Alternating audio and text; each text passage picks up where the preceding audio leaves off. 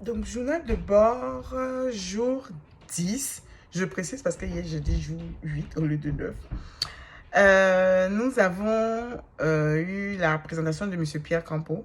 Et ce que j'ai plus retenu, c'est qu'il faut toujours regarder les conditions de travail avant d'accepter un poste, parce que faudrait pas que tu viennes dire que tu ne savais pas que c'est tel nombre de jours que la direction devait avoir comme congé et toi tu ne savais pas ça.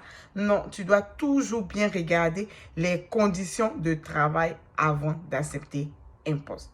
Et aussi, on a un peu parlé de l'évaluation des nouveaux enseignants et des enseignants chevronnés.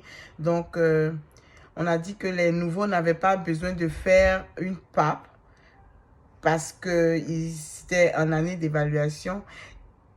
Et ça aussi, comme je vous l'ai dit, moi, la première année, ça m'a comme, oh, mais est-ce que je vais faire la PAP aussi comme tout le monde? Mais là, je comprends ça mieux. Et on a vu aussi les différentes étapes de l'évaluation. Si peut-être l'enseignant arrivait à insatisfaisant, il fallait toujours l'accompagner et on essayait de lui faire encore passer une autre évaluation, mais il y a un temps qui est bien défini dans le tableau.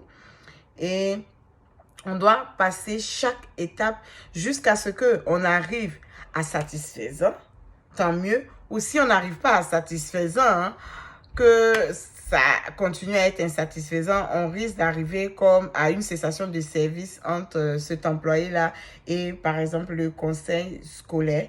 Et il faut, quand il y a ces genres d'étapes, il faut le laisser savoir à ta surintendance. Et aussi, il peut arriver qu'un enseignant ne veuille pas signer son rapport. Comme on l'a dit là, s'il ne veut pas signer son rapport, il faut qu'on le dise à sa surintendance. Et on peut comme conduire le dossier aux ressources humaines parce que nous, on aura fait notre tâche, on aura mis notre note qui était par exemple satisfaisant et il ne veut quand même pas signer. Donc, on le conduit aux ressources humaines parce que faudrait pas que ta surintendance reçoive un message, par exemple, de grief, alors qu'il n'est même pas au courant qu'il y a eu un problème comme ça. Donc, il faut toujours lui laisser savoir ça.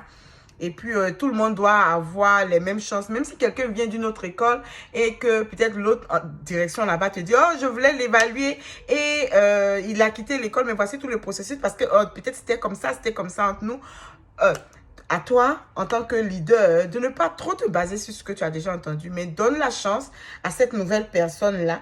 Et peut-être même quand tu vas l'évaluer, cette personne-là aura satisfaisant. Donc, peut-être que c'est juste entre elle et l'autre qui ne matchait pas. Merci, c'est mon journal jour 10. Merci encore, José, pour tout. J'ai vraiment apprécié la leçon avec toi.